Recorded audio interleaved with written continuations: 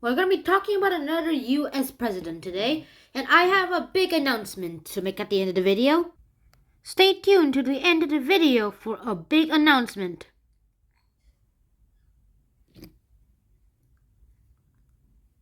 But for now, let's just start the show.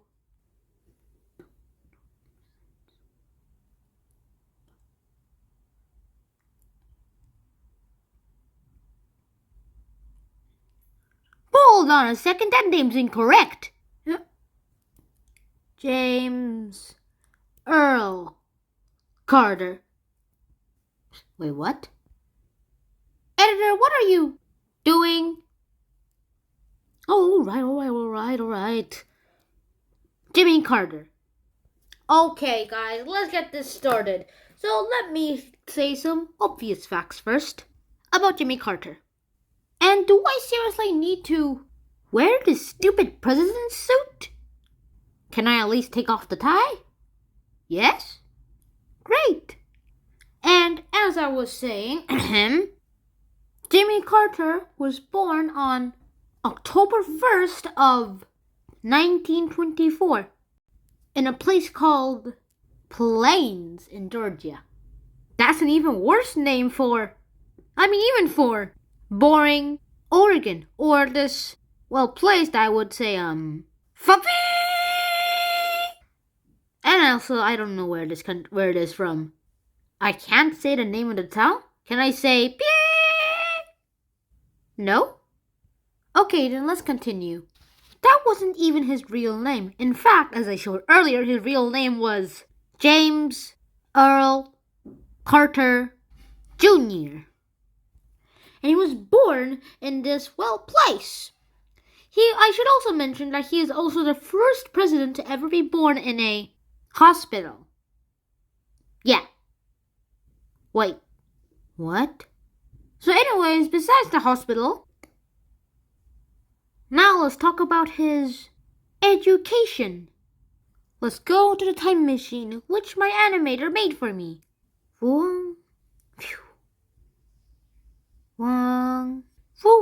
Okay, so now let's talk about his education. Hey, where are my glasses? Ow. Well, here they are. So, please set destination for 1941. Boom. Phew. Oh, did I forget to mention? He was also a peanut farmer. Yeah. So this is the school he was from. His high school. It was called Plains High School. And he attended it from 1937 to 1941. He graduated it from 11th grade as the school didn't have a 12th grade. So, yeah. So now let's go to another place. So yeah, my animator couldn't find a photo of this, which is how the time machine works, so I have to go with the virtual background space here, guys. Anyways, in 1941, he became an undergrad coursework at the Georgia Southwestern College. He joined in 1941. The next year, 1942, is a different story. He went to Georgia Tech, also known back then as the Georgia Institute of Technology, in 1942. What the heck is that? Oh, it's a phone call. Hey, animator, could you take over? Thanks. Alright. So after that, a lot of other things happened too. In 1942, after being transferred to Georgia Tech University, he was finally admitted to his dream school. The famous school called the U.S. Naval Academy. And, only the best people ever go to the U.S. Naval Academy. In fact, leaders come out of the Naval Academy. And a lot... Nope, I don't want any copyright issues. Anyways, that's exactly what happened. So the U.S. Naval Academy, he went there in 1943. And then after being accepted, and after having 3 years of being in there, in 1946, he graduated. This was his childhood, one of his childhood friends, and this is actually his sister's friend, and this is his mother. And this woman will come up later in the episode. because her name is Rosalind Smith. Sounds familiar? Well, it should be. I'll explain later, but this is a graduation photo that they took. Huh, you recognize this photo? Well, that's because shortly after his graduation, they married. And she became Rosalind Carter. And, during his, summer breaks during his U.S. Naval Academy, he always dated her. Anyway, that's exactly what happened, and they were there. Yay! It's been about a century no, not about a century. It's only been 75 years or something. Anyways, they married right then, and then, a lot of things happened. They are currently been married for 90 years. I mean, if you count this year and next year, they have been married for 90 years. But currently they've been married for 89 years and a few days. And after a lot of sour things happened and his dad died, he decided to go up and continue the family's peanut making business. After that, so he went into the political office. And he was elected to become senator in the Senate. And then later, he decided to run for governor. He lost in the 1966 campaign. It turned out, it was eventually revealed that the person who was governor for the 1966 term actually committed voter fraud. So yeah. And then in 1970, he tried again, and this time he won. And this is the electoral map for the special election. The red one indicates the person on his opposing side, and the blue one were people who supported Jimmy Carter. The darker the color, the more support it gets for that certain person. And the part of Georgia that supported Jimmy Carter the most, boom, it's this dark blue spot right there. I mean, if you compare with everything else, it's the darkest.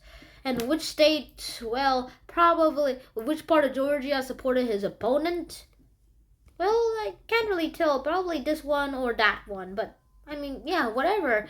His opponent lost, and Jimmy Carter, without committing voter fraud, became the Georgian governor. But then again, we spent 7 minutes talking about his early life and not his presidency.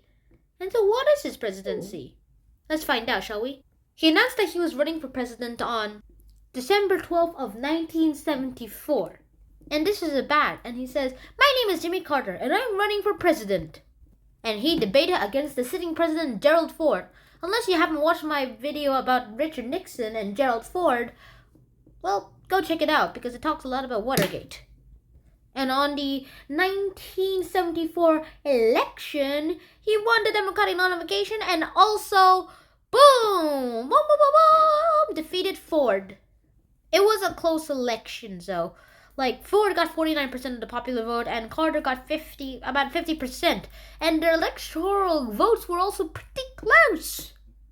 And I'm also surprised that Reagan's on the map.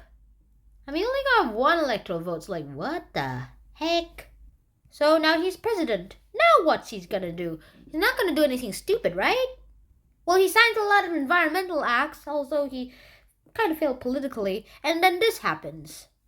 During his presidency, there has been one issue, actually two I'll talk about right now. The energy crisis. Let's talk about that first. So this is basically what happened. The country, which I think it was Iran, which Uncle Sam was getting all this big, juicy oil, suddenly took it away from them. And so, so Uncle Sam was like, "I heard you, Iran," and right now that Uncle Sam was Jimmy Carter, and decided that no one will be allowed to use Iranian oil, as it only is 5% of the world anyway, and they got 24% of it in the world. Oh yeah, one more thing. He installed solar panels under the White House, being taken away by none other than Ronald Reagan. We don't need these solar panels on the White House. And then there was the Iranian hostage crisis, where 52 American diplomats and citizens in the U.S. Embassy in Iran were captured by some, Iranian cult group. And a lot of more things happened, too. And they were held hostage for 444 days. That's kind of an easy date to remember. And Jimmy Carter was like, what am I supposed to do? And decided to go with diplomatic, relations. That failed, so he tried a military offensive. That only didn't just have a failure. It also cost American troops as a helicopter plane crashed. And then people started saying, You suck. And he wasn't able to get the Iranian hostage crisis over with until it was January 4th of 1975, the same day that Jimmy Carter left office. And then you know who got all the credit? Ronald Reagan, even though his administration did all the work. Boo, this is one of the negative aspects about Ronald Reagan. Speaking of which, I have a direction about him, so go watch that. So what does he do now? Well, he and his wife are still alive. In fact, during the time I'm recording this, he's 98 years old, and on October 1st of this year of 2023, he would officially become 99 years old. In 2024, he would officially become 100 years old. So basically, one day, if he died, he will be the oldest president to die. Not within his presidency, but the oldest person to die. In his lifetime. Because, this guy's born in 1924, how's this guy alive? How's this guy still alive? I was wondering. But then again, he does have a lot of then again, he is a very lucky man, and also pretty misunderstood. So, I'm glad that he's still alive. I hope Mr. Jimmy Carter watching this saw it. And this is a photo of him with President Barack Obama. Well, back then, this photo was taken when Barack Obama was still president. And some guy, I forgot who, because I didn't take notes on it, on an anniversary of the March for Civil Rights. And this is the Jimmy Carter Presidential Library. Or I guess you could also call it Presidential Center, which almost all of the photos of Jimmy Carter are from. And this is a photo of Jimmy Carter, a few years ago, I think, with a model of the USS Jimmy Carter. I'm pretty sure that's what the submarine is named after him. And here's a little bit of a photo, too. And what is he doing now? Occasionally, he helps build houses with a company, and that's about it. The end. I wonder what little me is doing. And then, there was this eagle flying off the sky. Ho, ho, ho, ho. That's so funny. Yeah, right? Me. Uh-oh, bye. Wait, what? Beep. Okay, I won't punish you.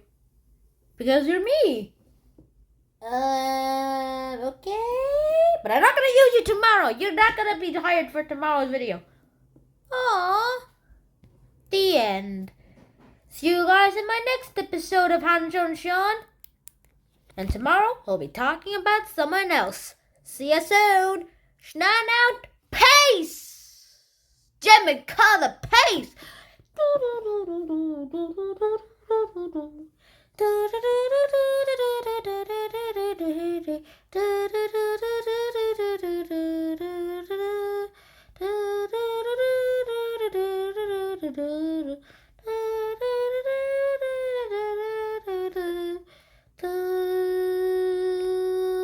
Boom.